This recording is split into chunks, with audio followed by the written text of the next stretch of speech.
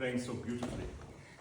So I have two things to talk to you about, for sure, but I have some questions to ask you as well. First, how long have you been playing together? 1 year and 10 months. Wow, pretty good, pretty good. How do you want to make your performance better? So obviously you have good ability and you listen well, you put the piece together well. There are many good things about what you're doing. How do you want to become better?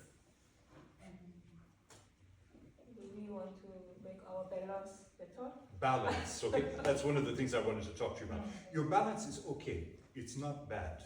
It can be more colorful and more understanding of how the piano works. So we'll talk about that for sure. How else do you want to make it better? About piano playing in general. Oh. We are amateur players. Sure, yes, yes. So you want to be better pianists. Okay, so that's actually the second thing I want to talk to you about, is how you use your sound, okay? Especially you at the top. Because you know these pieces are not for piano solo originally, but for clarinet and piano, or sometimes another instrument will play. Have either of you played this piece with a clarinet? No? Okay. Not yet, that's a good answer, for sure. That's very good. Perfect, perfect. So, but you have heard the piece with clarinet, right? What's different about the clarinet sound and the piano sound? What's different?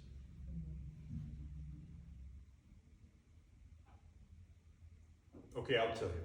So, you know, when the clarinet plays, the clarinet is blowing the sound all the way through. So the sound is always blowing, okay? Always there. When you play the note on the piano, it starts to decrescendo, right? So that it gets softer immediately. It's not just like a straight decrescendo, it has some life to it, so it's not like that. But still, we want to use the sound on the piano as if it were a clarinet, as if we can really keep the sound moving a little bit. So we have to be careful when we play that we don't get faster, because the piano is such a fast response. You know, when we play chamber music, if you play with another pianist, you can be right on the beat on the front side. If you play with a violinist, they play at the same time, but the sound comes late, because it has to, they start the bow, but then the string has to vibrate, and then it comes, as it were. The winds are the latest, okay? They'll go, and then finally the sound comes out. It's late. You must, when you are playing at the piano, not be a pianist in this, but be thinking a little bit more like you're a clarinetist at the top.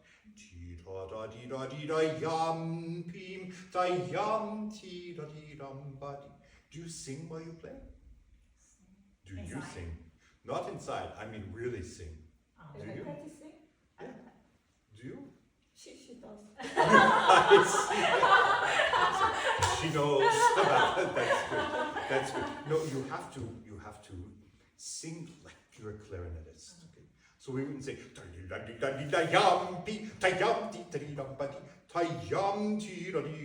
add sound with it. Okay? So when you play, sorry, I'll just finish it. From the beginning, when you have this sound.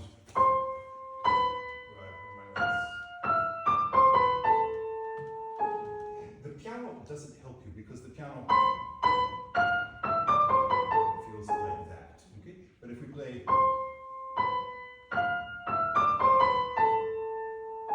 do you take care of the pedal or does she take care of the pedal? You take it, so that's fine. So it's especially important when you play, since you don't have the pedal, that you play long. You feel the sound long.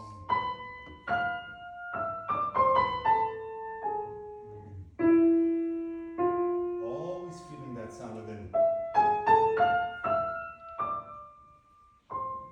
the sound is not helped. You have to kind of imagine how long that is.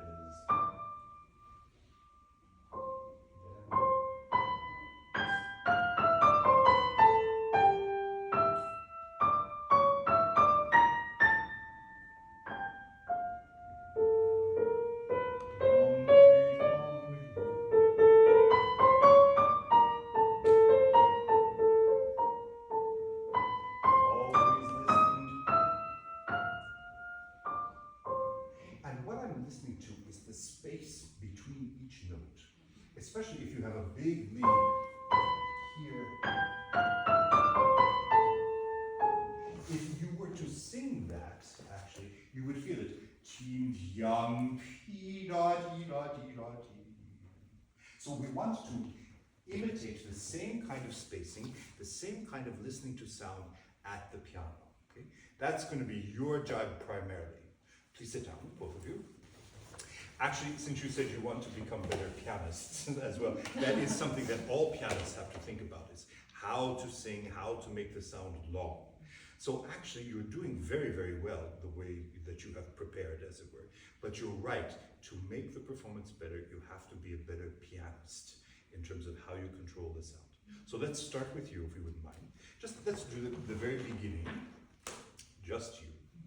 And I'm going to suggest that you balance your sound with more right hand, less left hand. More right hand. More right hand, exactly. Can we try?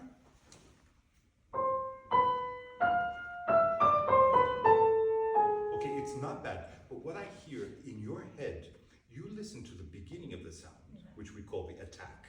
Go tam, pim, pam, pim. I need you to listen to the middle of the sound and also the end of the sound. Because like a clarinetist or a violinist, if they play, they have to start the note and then they keep the note going and then they have to finish the note. Pianists are lazy. We just kind of press the button, you know, and just like we're typing a little bit.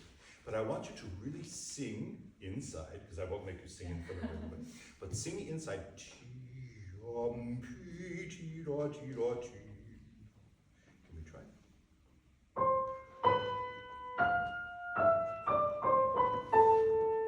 That's so much better. That really is better. Did you hear a difference? Did you also hear a difference? I'm sure they heard a difference. It was longer. Okay. Now I will tell you something. You do kind of play the piano with your head. Oh, yeah. And you move a lot. You don't have to I do try not that. to, but I know, we all do that. It's true, we all do that. But if you don't, actually you will be able to listen better. Try. And if you can't, I will come over and hold your head. Can we try?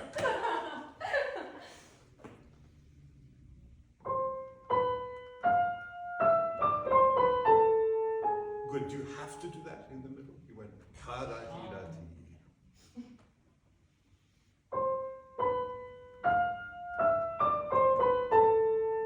Now, did you hear it better?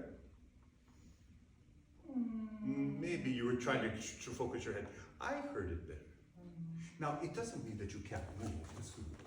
So, of course you can move when you play.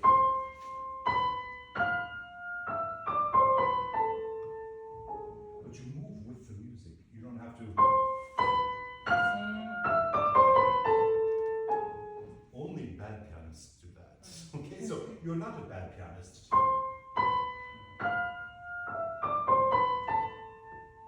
I want you to feel.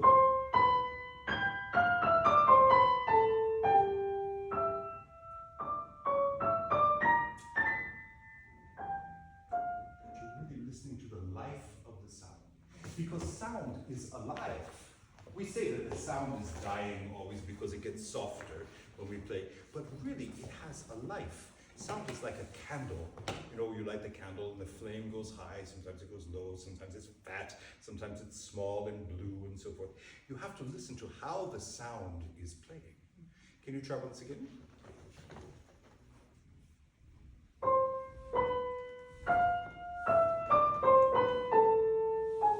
That's better, that seems. Did it seem different to you? yeah. How were you making it different?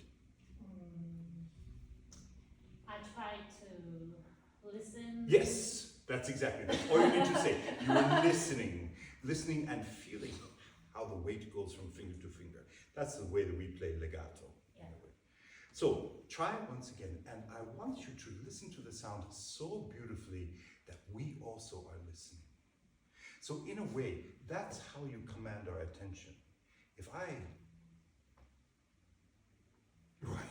move back because it looked like I was going. So yes, if I am listening and focusing, you also will focus. It's a big trick that pianists have. You know, when pianists come out and they concentrate before they play. Of course, they're thinking about what they need to do and they're nervous, they're trying to calm down, but they're also bringing the audience with them so that when they start, boom, everybody's with them like that. So the way that you listen, the way that you focus and listen for the sound, that will help us. It will make you a better performer. Can you try?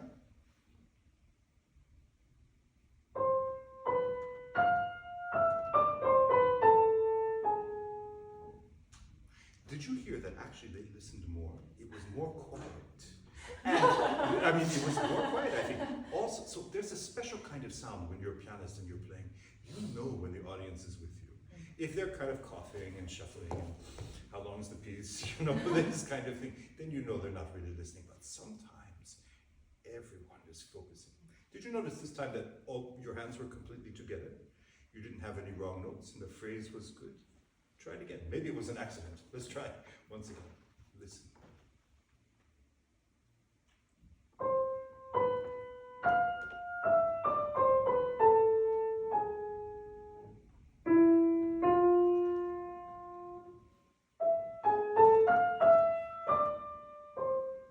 Not bad. Actually, I like your listening very much. I need to go back to what I asked you to do from the beginning. Give me a little bit more of the top voice and a little bit less of the bottom. And the reason is, we're going to talk about this for the balance in a second. When you have notes at the bottom, the note at the top is already existing in that note because of what we call overtones on the piano. I'm sure that you have seen that if, for instance, I want this sound, and I just press this silently and I go like this, I hear that, okay? Or I hear that sound as well, okay? That's called an overtone. And when you play the bottom notes, and especially if you're using pedal, those upper notes are already existing. So in some ways, your left hand is a little bit louder than the right hand just naturally, okay? Because it's already got that right hand note in. So I need a little bit more of the top to make it sing. It will also make it shine on this piano a little bit more. Can we try?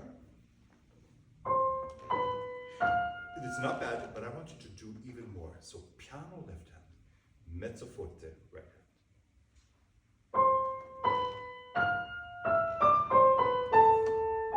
Yes, that's closer to the balance that I want, but really sing it. Do you play any other instruments or just piano? Have you ever seen someone play violin?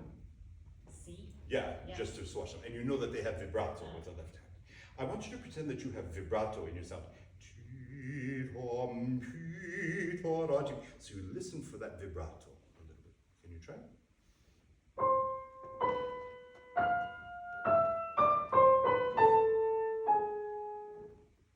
Keep going.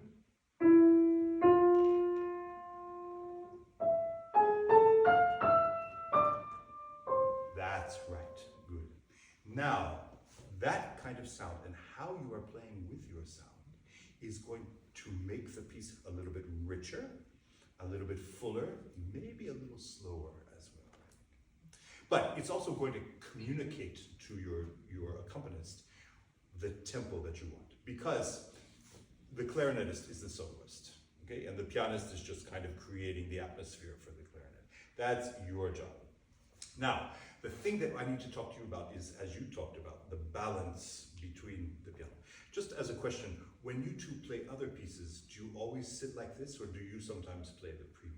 I sometimes primo. Okay, all right. Do you notice that, is there a kind of right combination, like it works better if you play secondo, or it doesn't matter? I like playing secondo. You do? I also like playing secondo. It's better for me. So I don't know, it's just better. But, okay, so then please always remember what I told her. The bottom notes are always louder than the top notes, just naturally. And you see that they are thicker and longer, okay? I mean, when she's playing up here, the string is maybe that long. When you're playing, it could be that long, taller than us. So there is lots more sound. It means you don't have to play quite as loud. And you have to be a little bit careful in your octaves, for instance, when you have them, that you don't play more top, less bottom, unless you want a dark sound. But you can find a good balance, okay, to give a good color and a good sound. So you have to think that way. But even, I know it says piano here, but don't believe them, okay? Because you have to, when two pianists are playing on the same instrument, you have to be very aware and very careful of your register and your dynamics so that it sounds natural, the texture. Especially in Schumann. Schumann is what we call a four-voice composer. Soprano, alto, tenor, bass. He always has those four voices. It's not equally distributed in your part, although you generally do have two voices and you have two textures here, okay? But I want you to always think about that. Soprano, who has the melody mostly, that's the most important. Bass is the next most important, of course. But all the inside voices, not so important.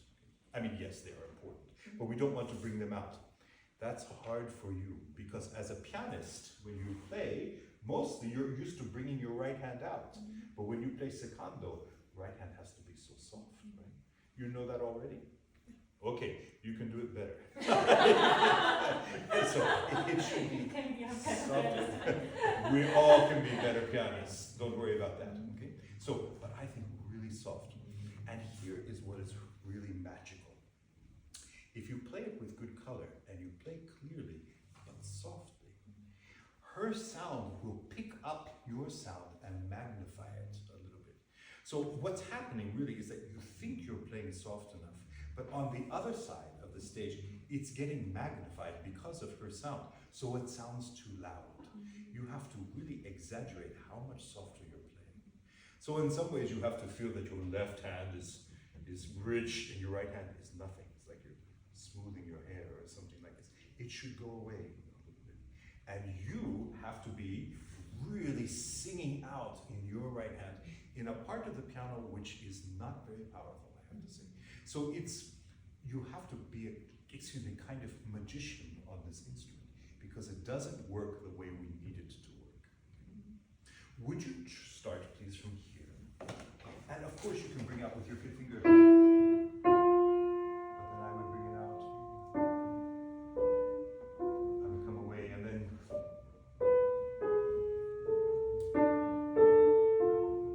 I would be really soft. So it has to be kind of the memory of the heart. She's saying, "Oh, my boyfriend just left me," and you say, "I know, it hurts. It hurts when that happens." But you don't want to steal her pain. Okay? We start once again from the beginning. Just I'm not so sure. What you need before you start, you must imagine yourself. So you don't simply play, okay, I'm going to play and then play all the notes. No, you have to imagine. Then you have a better chance at a special sound. It's a little dangerous actually because we're all listening. Is it going to be good? It's dangerous, but you have to command it. Really listen so that you come from silence. Let's try.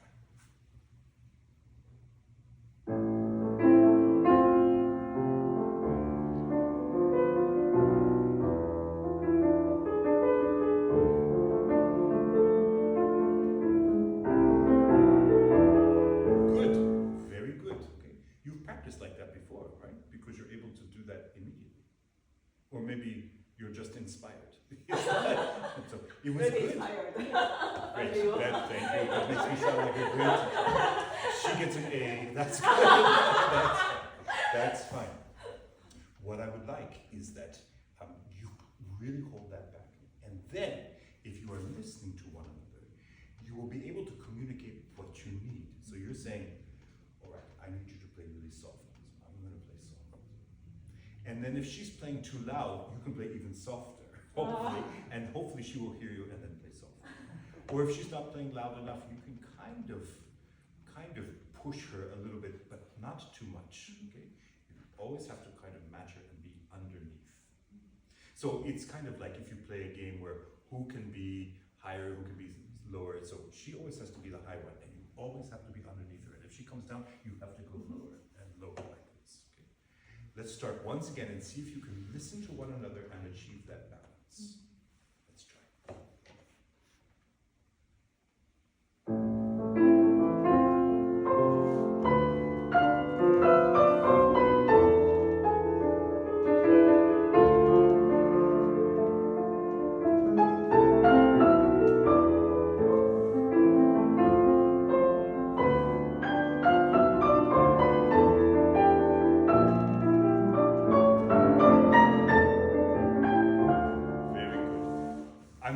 this side now, and it sounds really good to me. If I were out there, I still think that it would sound really good. Does it feel different to you? How does it feel different? We're listening to each other more carefully. Yes, that's right, it's true. What I noticed this time was that you are a little less comfortable with her pedaling, okay, in a way. So that, and this is the hard thing. I said I like to play secondo, but I hate being in charge of the pedal, because I have to really think about it. I felt that you can use a little bit less pedal, so that she has to actually sing more from her fingers, okay? That's just part of the deal, okay? Can we start once again from the beginning? What? What did you say? She's going to do it great, but you have to hold up your hand. Actually, that's her wish, to use more pedal. She wants you to use more pedal? Maybe she's lazy. I don't know. Can we try?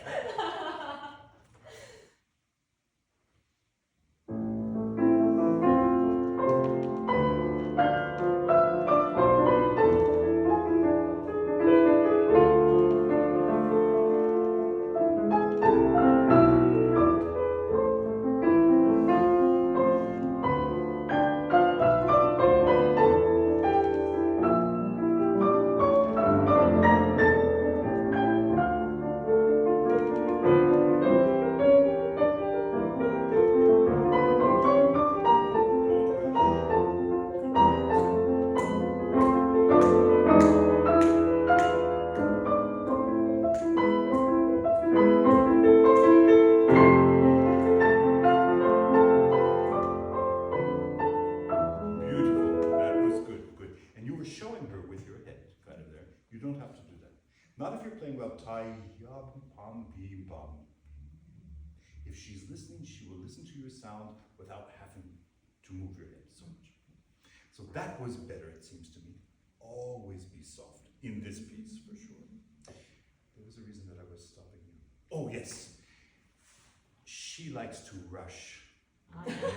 She likes to play faster. Do you know why? It's because her part is a lot easier. You have a lot of notes. How can you keep her from rushing? Without saying anything and without kind of jabbing her like this, what you need to do is you need to be very clear, very clear in your triplets. And don't let her rush. It's like you have a dog on a leash. You have to keep the dog back, okay, like this. Can we try once again? Actually, you played so beautifully. Start the beginning once again. And enjoy how beautiful it is. Because when you play together, you have to enjoy the sound. That's the whole reason the piece was written for you, just to enjoy it. But enjoy the beauty of it. So you're both crying. Oh, it's so beautiful. Can we try?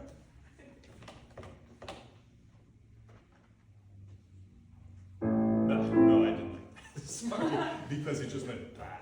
What did you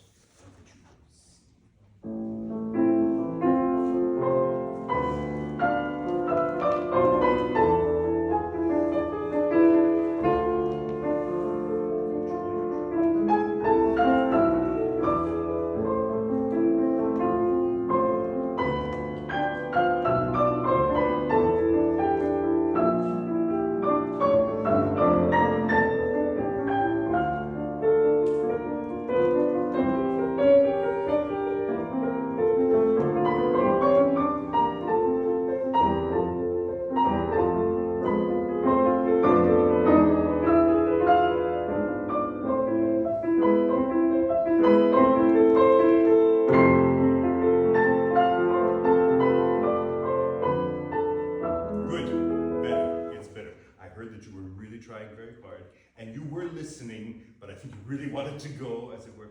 In fact, I would like you to move. Musically, I would ask you to move a little bit more. But the exercise right now is just to try to control. So these are kind of things that you can do to communicate to one another without talking and without showing with your head, but just listening to the piece and to the elements of the piece. If you're both listening, you'll understand what's going on. Now, I say that, and actually, it is really wonderful when you can communicate, by looking or by motion or something like that. You feel it together physically. That's a really wonderful feeling for sure. But first and foremost is the sound that we need. Okay? Good, let's try, we have just like 2 minutes left. Could you try maybe a fast one? We might as well try the third one. The beginning of the third one is so hard, right? Okay.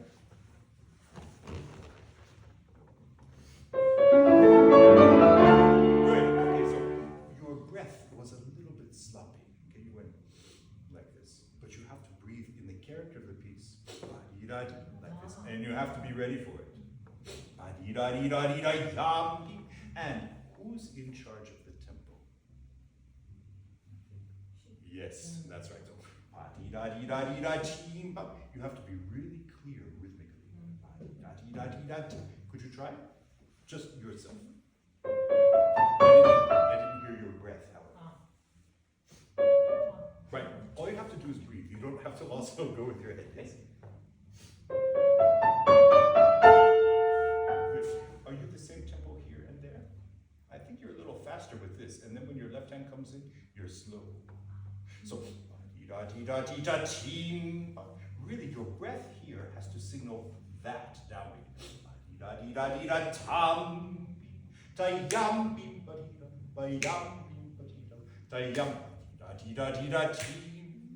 And you see, if you're thinking this big beat, see how slow that is? The piece becomes easier. So if you're thinking, so try once again. Can we try?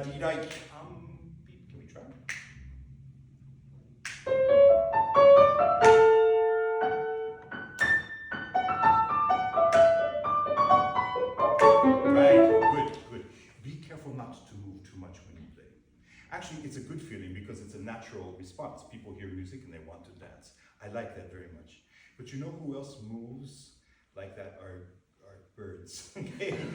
Every time a bird takes a step, it moves its head like this. Okay? Don't be a bird when you play. So it's okay to move, as I said, but make sure that it is not getting in the way of things. Okay? Now, let's try it. And you have to breathe for 2 people. It's like when a woman has a baby inside her and she's eating for 2 people. You have to breathe for 2 people at this point. Can you try? Good. In fact, you should breathe with her. Even if you kind of are a little bit late, you have to feel her energy, and that will get you to the downbeat. It's better. Don't be sloppy with the breath, though. It's not. It's very fast. Can we try?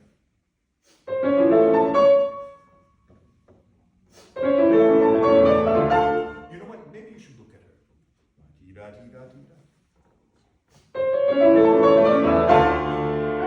did not look at her. Look at her.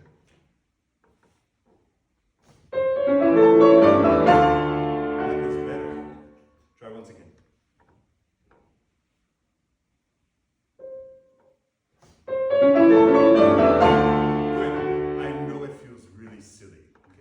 Actually, I was telling someone the other day that when the first time I played forehands like this, I found out that I laugh when I play. So, I mean, you said she sings all the time. I laugh all the time when I'm playing forehands. It's very embarrassing, I have to say. It's very embarrassing to look at one another, but it's much better when you play, okay? I would rather have that and have it quite clear and things going on. Do you have any questions? Is our tempo okay? Yes, I mean, in a perfect world, it could be faster.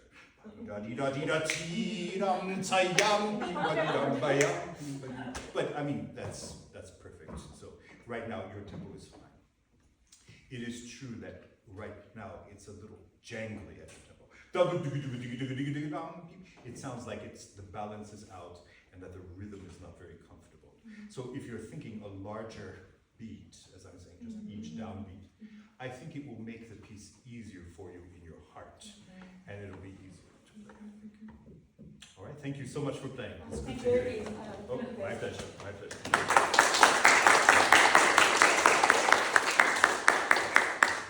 And next,